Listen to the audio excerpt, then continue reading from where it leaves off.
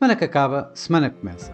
A semana que passou foi uma semana completamente dominada pelas tarifas norte-americanas e pela frente da guerra comercial, principalmente entre os Estados Unidos e a China. Foi uma semana bastante confusa, com muitíssima volatilidade, onde houve um franco sentimento de vender América, com os ativos norte-americanos a receberem fortes vendas, com muita volatilidade, que acabou por terminar praticamente não muito diferente do início da semana, principalmente, ou do início do mês, principalmente no que nos referimos aos mercados acionistas norte-americanos.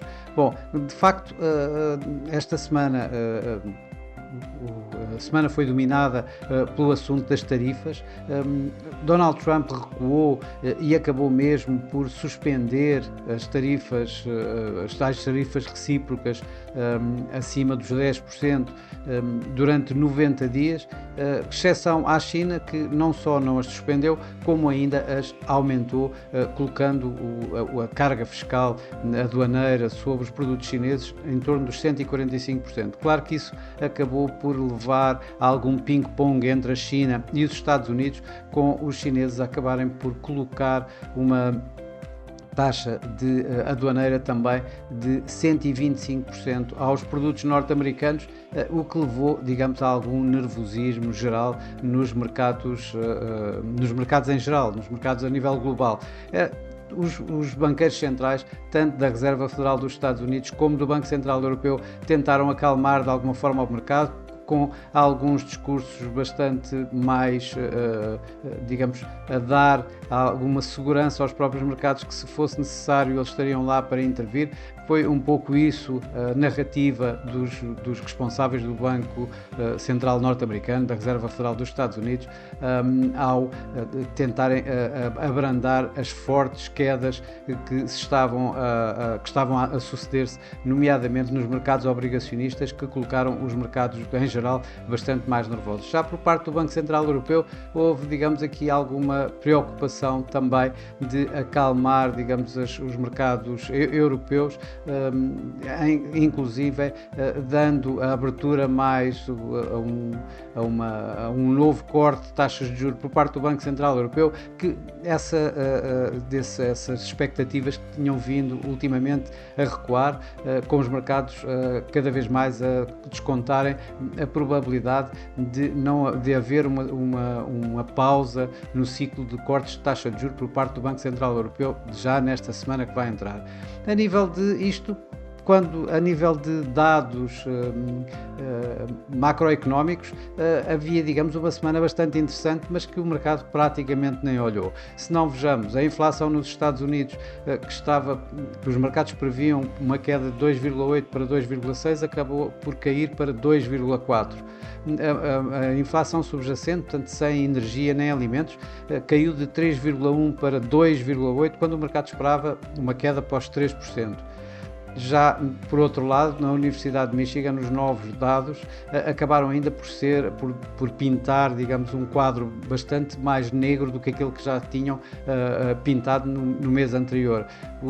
A confiança do consumidor continuou a cair fortemente, desta vez de 57 para 50,5, enquanto as expectativas de inflação continuam a aumentar, apesar de já estarem a níveis praticamente históricos em termos de expectativas de inflação. No curto prazo, os americanos esperam agora, pelo menos neste survey da Universidade de Michigan, que a inflação no curto prazo possa chegar aos 6,7%, o mês passado estava nos 5%, enquanto no mais longo prazo, que estava em 4,1%, essas expectativas passaram para 4,4%.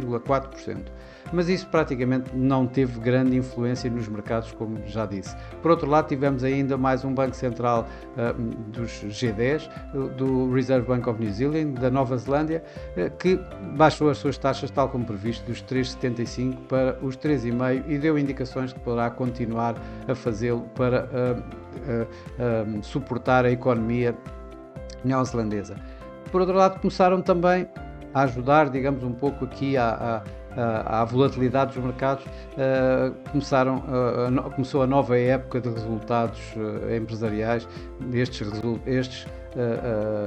do primeiro trimestre de 2025 tivemos resultados dos maiores bancos, de alguns dos maiores bancos norte-americanos, como o JP Morgan Chase ou Wells Fargo, que não desiludiram os mercados e continuam com bons resultados, ou apresentar resultados acima do esperado pela maioria dos analistas. Bom, tal como eu já disse anteriormente, mas o mercado acionista deu grandes voltas, teve grande volatilidade, mas no final não saiu muito longe daquilo que tinha acontecido. Esta semana, depois de fortes perdas nos mercados americanos, que o levou a mínimos de vários anos, até 2008, o mercado acabou, o norte-americano acabou em ganhos. Aliás, foi o único mercado que acabou positivo, já que tanto os asiáticos como os europeus tiveram uma semana negativa. O S&P 500, como vemos por aqui, nem foi o que ganhou mais foi o Nasdaq,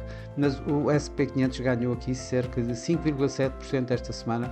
O Nikkei perdeu aqui marginalmente, e à volta dos 0,6%. O Eurostoxx 1,6%. Na Ásia, os que mais perderam foram mesmo os índices chineses, que acabaram por estar bastante pressionados com esta guerra comercial com os Estados Unidos. Por cá, o PSI esteve em linha com os seus pares europeus, perdeu aqui à volta de 1,7%, pressionado pelas perdas da Galp, de quase 12%, e o BCP acabou por suportar um pouco depois das perdas da semana passada. Esta semana acabou por ganhar aqui um pouco mais de 7%. No mercado cambial, que tal como também comecei por dizer no vídeo, foi o vender América, foi o dólar a perder, a ter mais uma sessão de bastantes perdas. No DXY voltou a registrar um novo mínimo, desta vez um novo mínimo abaixo de 100, aliás à volta dos 99, tendo perdido esta semana quase 3%. Já por outro lado, a recuperar e a serem, digamos, as moedas de refúgio neste mercado nitidamente em aversão ao risco, tivemos por um lado o euro, de outra forma também e principalmente o iene e o franco suíço, que está a fazer máximos de décadas. Aliás, o dólar suíço fez um máximo o dólar suíço fez um mínimo que já não se via desde 2011, à volta dos 0,81. Já o dólar iene fez um novo mínimo ali à volta dos 142, acabou aqui à volta dos 143,50 aproximadamente, e vindo de níveis acima de 145, de 148. O euro-dólar fez um novo máximo, quase a 1,15, isto depois de ter começado a semana também ali à volta dos 1,09, 1,10, como verificámos. Portanto, tanto o euro como o iene, como o franco suíço, serem as moedas preferidas neste momento do mercado. De relevo também temos o dólar australiano, que depois das perdas que registrou na semana passada, esta semana, com a suspensão das tais tarifas, acabou por ter aqui assim algum suporte, e esta semana foi das divisas que mais ganhou, ganhando cerca de 4% face ao dólar. Já a coroa norueguesa, os preços do petróleo em baixo e a volatilidade do mercado em alta acaba por continuar aqui a colocar fortes pressões na coroa norueguesa, com o Euronoc a voltar a ganhar, portanto, neste caso, perdas da Noruega, que teve aqui assim mais uma perda face ao euro em torno dos 2,5%. Nos mercados emergentes, a moeda que mais perdeu esta semana foi novamente o rand sul-africano, que perdeu face ao euro aqui esta semana cerca de 4% também. Os mercados de commodities, claro que continuaram também em volatilidade bastante elevada, tendo em consideração os avanços e recuos nas tarifas por parte de Donald Trump e das incertezas que isso vai criando. Claro que se tivermos pressões nos commodities, nomeadamente o petróleo, que voltou a fazer um mínimo de 4 anos, o Brent inclusive negociou abaixo dos $60,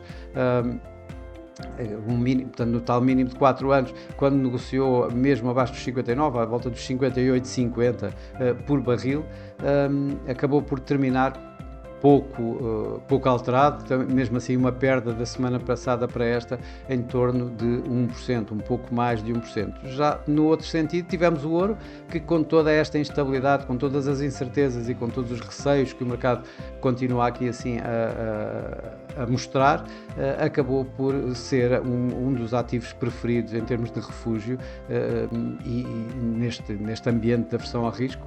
Ganhou esta semana praticamente 7% e registou um novo máximo histórico acima dos 3.245 dólares por onça de ouro. Claro que também o cair do dólar também ajuda aqui assim a esta própria subida do ouro.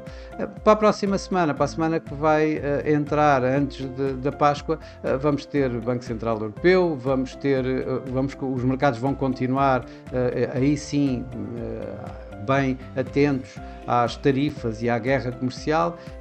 Vamos ter mais discursos por parte da Reserva Federal para tentar continuar a suportar os mercados e vamos ter ainda a continuação dos resultados empresariais. A guerra entre os Estados Unidos e a China em torno das tarifas vai ser fortemente seguida esta semana, uma vez mais nos mercados.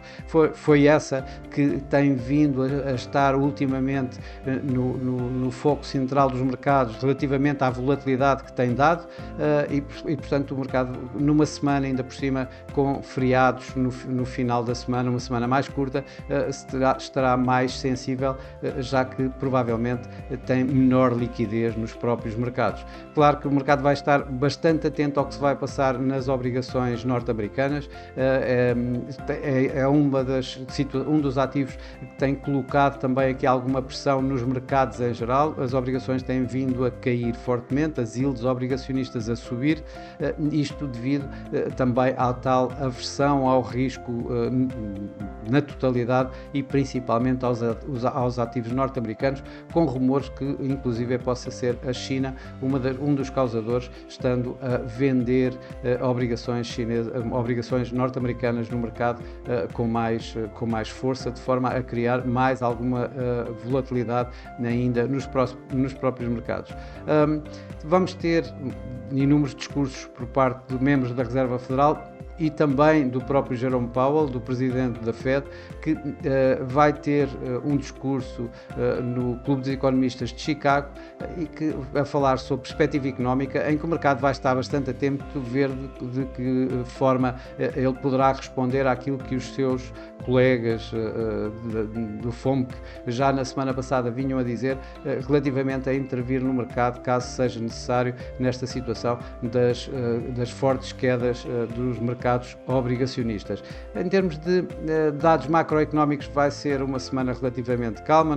Temos as vendas a retalho nos Estados Unidos, praticamente. Mais importante será depois da Páscoa, onde vamos ter uma semana em que vamos ter mais dados da atividade económica privada, os PMIs. O mercado vai estar atento também ao que se vai passar nos bancos centrais, embora, por exemplo, no Banco Central Europeu estejam à espera depois de começarem a descontar que provavelmente poderia haver aqui assim uma suspensão, uma pausa no ciclo de cortes de taxa de juros. Neste momento o mercado está convencido que o Banco Central Europeu vai mesmo cortar mais uma vez as suas taxas em 25 pontos base, com a taxa de depósito a cair de 2,5% para 2,25%. No Banco do Canadá as opiniões já se dividem mais. Há aqueles que dizem que vai continuar a manter as suas taxas inalteradas nos 2,75% e outros que apontam para que provavelmente vá cortar em 25 pontos para 2,5%. Eu pessoalmente acredito que se possa manter, até porque vamos ter dentro em breve, em cerca de 2 semanas, as eleições no Canadá e portanto acredito que o Banco do Canadá mostre, digamos, guarde a possibilidade de um corte caso seja necessário, uma vez mais e mais rapidamente, para uma próxima reunião. Vamos também ter os dados dos resultados. A época de resultados vai começar em força esta semana. Temos os restantes maiores bancos norte-americanos a apresentar resultados.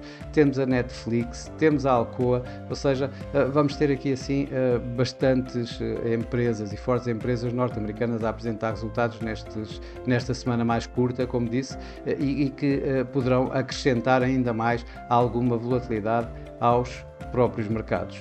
Bom, e por esta semana é tudo. Eu estarei fora no próximo fim de semana, voltarei daqui a 15 dias aproximadamente, portanto, no fim de semana seguinte. Desejo a todos bons negócios, umas boas semanas, uma Páscoa feliz para todos, e eu por mim estarei cá daqui a 2 semanas para mais Semana que Acaba, Semana que Começa. Até lá!